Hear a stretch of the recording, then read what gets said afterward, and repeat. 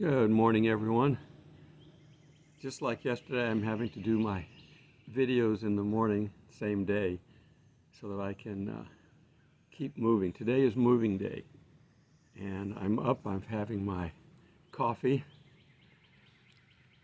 and I'm moving campsite. The other campsite's a little over an hour away, barring traffic. And I'm not the only one. There's a bunch of people here in this campsite that are packing up, getting ready to move. Most of them have RVs, but there was one tent group that was getting ready to go visit somebody. I think what they're doing is they're actually loading up the family and just going to go visit somebody an hour away, and they'll come back and break down later. But I got to completely break down. I've already pretty much loaded up everything that's in my car, so I'm ready to go. All I have left is my tent, and that'll take 5 minutes to break down. There's a group leaving right now. They were just waving to me. Got a chance to talk a little bit about the Lord with them. You got to be available. You might meet somebody any place you go. You never know. One of the things that I want to be able to mention real quickly, we have a meteor shower tonight. It's supposed to be tremendous. I don't know. This is what the experts are saying. I don't think it's one that's a normal one. This is one that, if we get what they're predicting, we've never seen before. Aha! Another sign. Since angels are considered stars when they come down, could this be Satan getting kicked out? We've had a lot of thunder lately. That might be the war in heaven. All right, but tonight on the West Coast, it's 10 something. On the East Coast, it's like 2 something. So you got to stay up late if you want to see it. But they're saying something like 100 meteors a second. I don't know how they know this. But essentially what we're doing is the Earth is moving in space, and we're going to, and everything is moving. The sun's moving, the whole universe, everything's moving. But we're moving through space, and we're just basically going to fly through it. And they're all just kind of sitting there, not minding their own business, and here comes the big old Earth. So get yourself a nice comfy chair where you can look up. Right now, I have completely clear skies. So many things down here we don't get to watch because we have cloudy skies a lot. But this is something that I will stay up for. And let's see, this is Monday. I've got Tuesday off, so yeah, I can sleep in the morning. I go back to work Wednesday, God willing. But as we're getting this tonight and we're getting closer, we are getting closer. We've got the current calendar, incorrect calendar of Pentecost coming up in a week. The corrected calendar would put it later up. We got Shavuot, which is the first fruits coming up, according to Dr. Barrial, on the 15th of June. And that's a 2-week event, followed by the corrected Pentecost. But this first one, it's the gathering in. If we're going to have a matching day, that would be it. I don't, again, think that the rapture is tied to any earthly event, but could be. It's God. He can do what he wants. But it's not talked about, so we don't really know. But we need to have the war in heaven because we got to kick Satan out.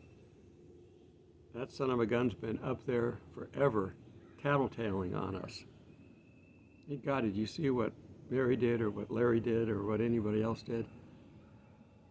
And then, of course, Jesus has to go over and go, yeah, I've already taken care of it. So it's done. It's cast into the sea, never to be brought up again. But, we know the book of Job, so he's been doing that kind of stuff for a long time. And he's about to get kicked out. And my guess, and it's a guess, is that him getting kicked out is going to trigger the rapture. He's going to be down on earth with all of his angels, He's only got some of them down here. He's not omnipresent, so he's got a lot of watchers. But God won't tell us the time of the rapture because he doesn't want Satan to know. Because we don't know when the war is. It's in the book of Revelation, but we don't know when. We don't have a timeline until we get to the middle of the 70th day. So we just keep being ready. And one of the things that we need to do to make sure that we're ready is we need to make sure that we're right with God. Obviously, we don't do any of the big sins that we all know about, but are you unforgiving of somebody? That's a sin. Jesus forgave all of us while we were sinning. And we're to follow his example. So what's the Bible have to say about that? Let's turn to Matthew 18:21.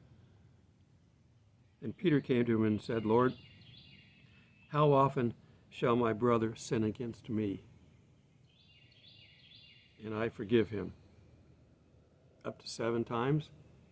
7's a magical number. It seems logical. Well, Jesus is going to correct him.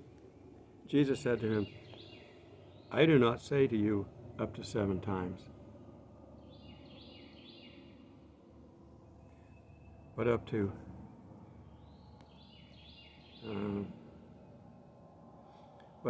70 times 7.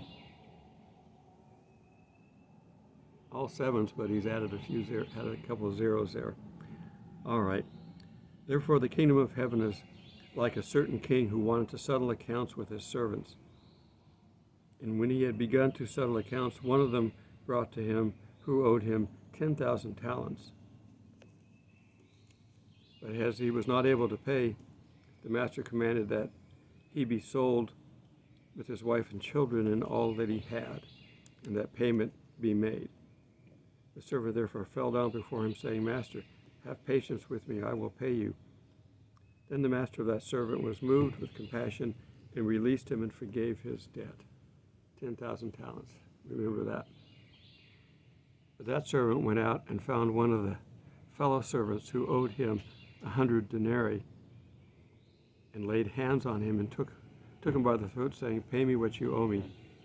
So his fellow servant fell down on his feet and begged him, saying, Have patience with me, I will pay you.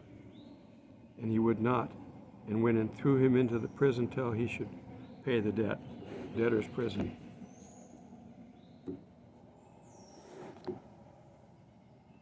Bug crawling across my pages. So when his fellow servants saw what he had done, they were very grieved and came and told their master all that he had done. Then the master, after he called him, said to him, You wicked servant, I forgave you all that debt. A month's wage versus a day's wage. All that debt because you begged me. Should you not have had compassion on your fellow servant, just as I had pity on you? And his master was angry and delivered him to the torturers until he should pay all that was due to him. So he didn't put him in prison, he sent him to the torturers. So my heavenly Father will do to each of you from his heart.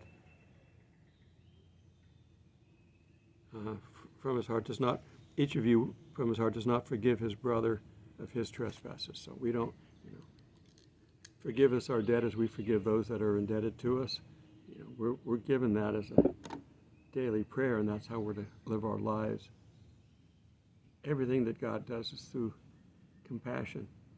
If he disciplines, it's through compassion because he knows that we, like children, need some discipline. He doesn't do it out of joy. He does it out of compassion. And we're to treat others the same way. And there's different levels. That was 10,000 talents. What if it was 1,000,000 talents or 1,000,000,000 talents? I mean, there's no limit to what God can do and will do if he wants to. So we got to make sure that we forgive everybody. forgiveness from God, it's not brought up again. You're forgiven. So we need to be that way. We need to be ready. We want to fly. You can't lose your salvation once you've got it. But the benefits that we have coming for us are tied to how we do things for God and how we act. We've got the Bema Seat judgment. I don't want, okay, Larry, you've done a good job. Here's a pencil. Now, move along. I don't want that. I don't know what I need a pencil for anyway. But in any case, we have treasures in heaven, and that's where we should be storing them. Store up treasures in heaven, not on earth where they can rust. Okay, well, I'm going to go finish packing. I'm going to move to my next site. I'm going to go ahead and upload this before I leave. I'll probably include on tomorrow's video something about the new site. It's supposed to be spring water there that's been there for eons. The native Indians used to drink it that were here. So I get a chance to taste some of that.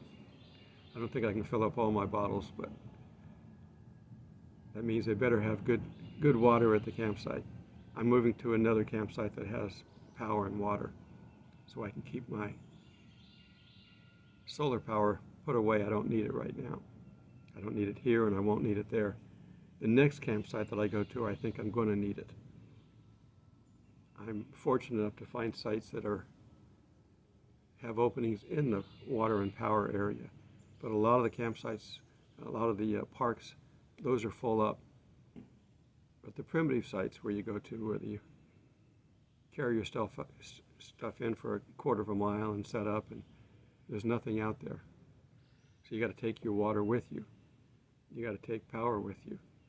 Everything, because there's nothing there. There's primitive sites. I've done it many times. And you get a bag of ice and you fill up your big cooler water jug and carry it back in there. Now, normally I have someone help me, and I'm hoping that my son, when he gets back in the States, he's coming back on the 6th. I'm going to invite him to join me for a little while, see if he will. He used to go camping with us all the time. So I'm going to invite him along. If he comes along, I'll have someone to help me carry all this stuff. I can carry light. I mean, if I really want to pack light, I've got my backpack. I got everything on my shoulders that I need. But everything's tiny. I got a little itty bitty stove, as opposed to, I've got a big stove now, because I can have it. I'm camping in sites with electricity. I could have a microwave and a television and all that other stuff if I wanted it. Some of this food that I cook would probably taste better in a microwave, I think. I can do real cooking. I've got Dutch ovens as well, and I can do fire cooking and all that stuff. It's just extra things you got to carry. All right, don't forget the meteor shower tonight. It seems to me we had a quiet day yesterday in Jerusalem, relatively. There's always something going on. We expected a major event to happen, and it didn't. The Muslims are holding back something. I don't know what they're doing.